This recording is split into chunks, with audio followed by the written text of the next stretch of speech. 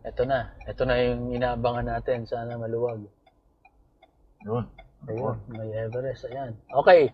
3, 2, 1, go! Okay, ito na yung Bronco na ita-test drive natin. Let's go! Wow! Ang sarap umahon! Oh my God! Mas masarap kaysa pa dun kaysa sa Mustang eh, no? Parang umahon lang ng ganun. Parang hindi mo lang huminga ng malalim. Hey guys, so eto, nandito na nga kami sa loob ng 6th generation all-new Ford Bronco 2024. And of course, kasama natin ulit, syempre, walang iba kundi si Sir Enrique Hill Valencia ng Ford BGC, Ford Global City. Ang ganda ng suspension, ang sarap. Parang Everest din. Ang ride height, obviously, ramdam ko, even if sanay ako sa Everest na medyo malaki yung gulong, ito mas mataas. Pero yung feeling ng ride so far dito sa city, may konting alon-alon doon kanina. Comparable sa Everest, I was expecting na tipong mas maalog kasi syempre yung center of mass nito mas mataas. Pero okay lang eh. Pero matindi yung pag-ahon kanina. Palibasa, this is gas and V6. So, yung grunt niya, well, natural naman sa gasolina ang tahimik, di ba? Ang gas engine compared to the diesel. Parang gumanon lang ng konti. Hindi ko man lang narinig na huminga eh. The Ford Bronco has a maximum torque of 555 Newton meters at 3,000 RPM and a weight of approximately 4,300 pounds. In comparison sa Ford Everest ko na 3.24 by 4, lamang yung Bronco ng 85 Newton meters of torque. Mas magaan pa siya ng 1,200 pounds. Sabay, gas engine pa siya, tahimik, hindi mo feel yung effort ng engine. Kaya ang result, mas quiet and mas powerful. Kaya pala ramdam na ramdam ko pag-ahon pa lang namin dun sa ramp palabas ng parking. In comparison naman to the FJ Cruiser, 380 Newton meters lang ang torque ng FJ at a higher RPM sa 4,400 pa siya makukuha at hindi turbo. So lamang si Bronco ng 175 Newton meters at a lower RPM of 3,000 lang plus turbo pa. So yes, kung galing ka sa FJ, mararamdaman mo ang difference ng power. But of course, the Bronco is another league. For a price ba naman of 4,998,000 Philippine pesos, malayo naman sa Everest and FJ. And you should really expect for more.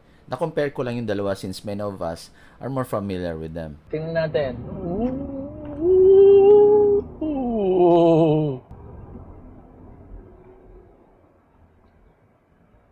Iba ang hila niya eh, no?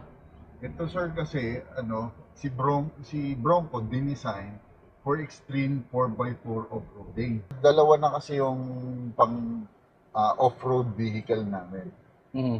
Itong si Bronco is a new off-road vehicle, pero ito, ang design nito is for extreme 4x4 off-roading. Extreme. Okay. Extreme. Unlike si Raptor, na ang design naman niya is for high-speed off-roading. Kasi Okay. pang race siya, baha siya eh. Ito naman sir, ang suspension nito naka-built-in.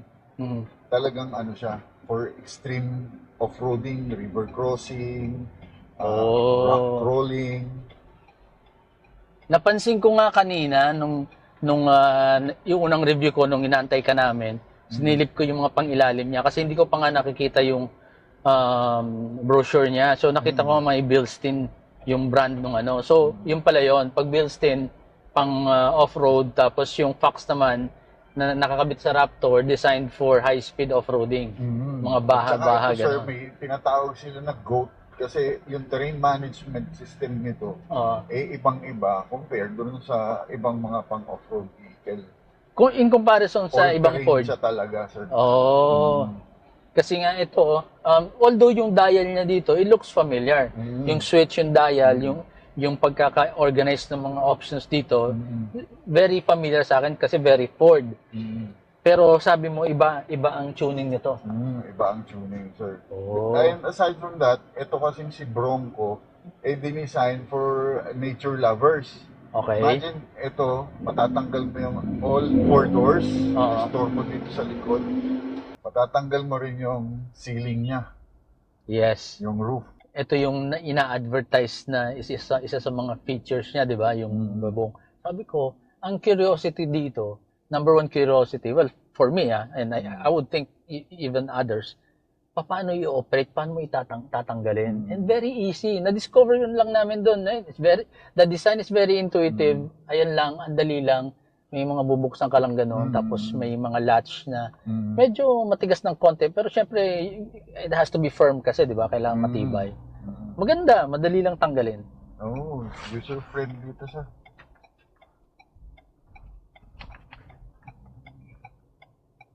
Mas sanay talaga ako sa sanay ako sa matataas, sa mga truck, mga SUV. Parang feeling ko ito mas comfortable ako. I mean, sinishare ko lang sa inyo guys kasi coming from, kanina nga lang, yung test drive natin ng Mustang. Parang hindi ko makuha talaga yung sobrang mababa na parang, nag-enjoy naman ako of course sa test drive pero parang ito maraming purpose, marami kang magagawa. Yung interior space niya, parang halos pareho lang din sa Everest, Hindi masyadong malaki. Minimalist, sir, kasi importante dito, ergonomic siya. Tapos, very minimal yung mga touch points niya. Para pagka nag-off-roading ka, wala masyadong kinakalikot. Lahat nandito sa touchscreen monitor. And yan nga, pwede mong dalhin to sa sa extreme off-road like Pwedeng river crossing, Kahit siguro babaha hanggang sa flooring. Kaya nakabinil lang siya sa ilalim. Sa ilalim. Meron din ba tong mga drainage dyan na pwedeng Meron, sir. matawag dito, daanan ng mga mud pagtapos ka na gusto mo ilinisin. Oh. Ganda. Tsaka, yun lang yung mga controls ng yung power window, dito nila nilagay. Kasi nga, itong Wala mga siyang pinto. Oo, kasi nga yung mga pinto, pati bubong, natatanggal. So, pag nandun yung switch, hindi ka na. So, bagay, tama din naman, Ano ba naman ang isi-switch mo kung wala na? Maganda ang hila. Maganda rin ang torque. 2.7 liters na V6 ang power nito, sir. 2.7 pala to. Okay, let's go. Sports mode tayo. Oh, so yung kanina, hindi yung sports mode definitely kasi ito iba. Mas lalo pa siyang naging aggressive. So siguro normal yung kanina. Ganda. Mukhang magiging bestseller na naman to. True.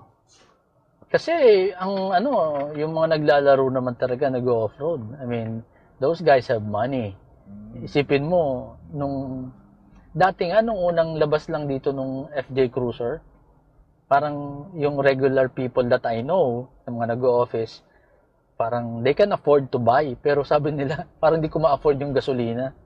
Tapos later on, nung sumikat yung FJ Cruiser, up to now, di ba? Last model na nga yan.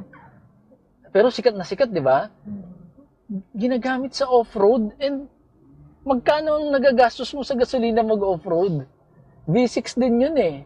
So, these types of cars, these types of mga toy cars, mga pang-hobby nila, these are for the people who don't care about the price of the gas, yung fuel consumption. They care about the ride height, the suspension, the power that the engine can produce, yung capability niya, yung 4x4 capability niya, yung drive modes niya, na magaling ba siya makaalis sa mud, or gaano kalalim na river crossing, water wading ang kaya niya. Yun ang mga features na tinitingnan nila. And Water wading pala nito, sir, 850 mm. Oh, mas malalim pa kaysa sa Everest kasi ang Everest tsaka Ranger 800. So ito may additional 50 millimeters. Talagang design for the Philippine floods. Malaking bagay na rin ang additional 50, ah. Ganda. Okay din pala ang ano. Alam niyo sir kung anong purpose niyan, yung dalawang yan, dyan sa kanto. Sa hood. Paglagay ng mga basket. Mga additional luggage, no? Oo. Pagka yung, yung sa mga safari ka, di ba, naglalagay sila ng... Additional load dyan sa hood. So, hindi siya aesthetics lang. Hindi. Pero right now, parang may double purpose siya para sa akin.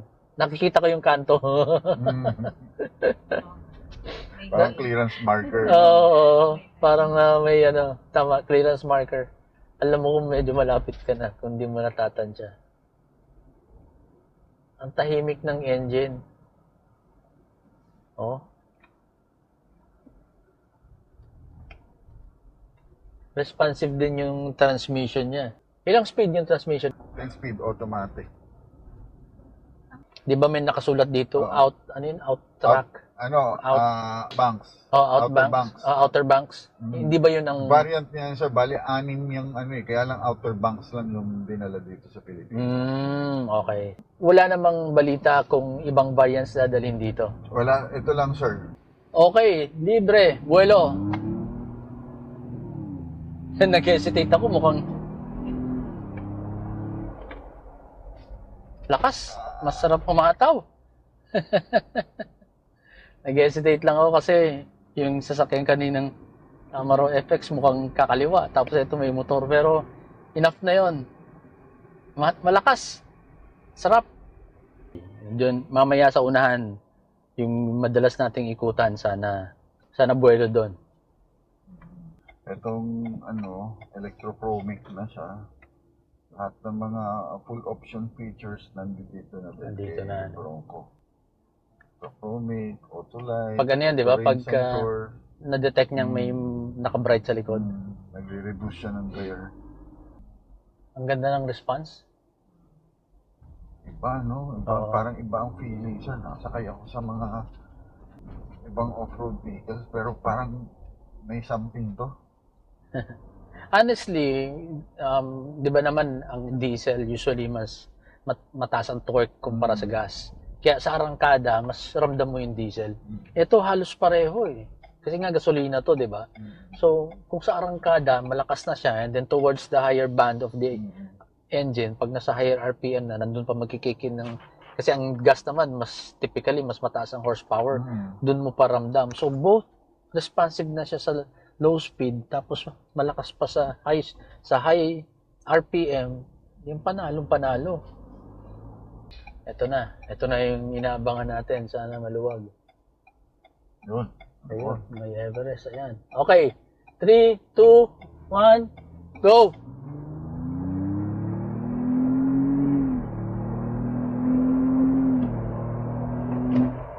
$100. Ilan lang yun? Ilang seconds lang yun?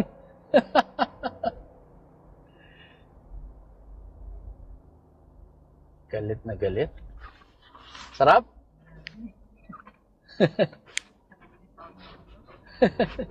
Kumusta ang ano mo dyan sa second row? Parang Everest, no? Lalo siguro kung may mga ano to, no? Mga official na mga OEM na accessories like snorkel, mga additional na pang off-road na gears, mga accessories. Magkaguro nun sir pagka medyo madami mga nag-purchase ng Bronco. Oo, for sure. Kasi kung talagang ito designed for a more extreme na 4x4 off-roading, yung mga nabibitin sa Everest, mga Ford lovers, mga fan ng Ford, nabibitin sa Everest, ito ng next level nila. Di ba? Kaya maganda din naman talaga dinala ng Ford to dito. Okay. Sagad sa kaliwa. 1, 2, 3, 4, 4.5. Quick summary lang po tayo. Power at the low RPM is definitely there. Ramdam ko yung 555 Newton meters of torque. It has the Ford DNA, and what I mean by that is it's very refined. NVH is very low. Ford is known for that. Tahimik ang engine, it delivers at the slightest step on the pedal, and then when you floor it, it sinks beautifully to the top of its lungs. The interior, just like any other Ford, feels premium and solid. Suspension is okay. Along the streets of BGC, it feels like the Everest, but not as nice as the Ranger Raptor. It's tall and I can feel the body roll when turning. But then hey, sabi nga ni Sir Enrique, this SUV is designed for extreme off-roading, not for high-speed cornering. In fact, the city is not its natural habitat. I hope Ford will organize an off-road test drive para dun talaga natin matest yung tinatawag na GOAT or go over any terrain. I'm excited for the off-roading community. You guys have a new toy. Looking forward to see videos of the Bronco playing in the Philippine trails. I'd like to invite you to watch part 1 for the walk-around tour. For inquiries, please contact Sir Enrique Hill. I will put his number in the description and pin it also in the comment section. I hope you like this video. Thank you for watching. Drive safe. Bye. If you like this video, please do not forget to subscribe to our YouTube channel. We are also on Facebook. Please like and follow our page.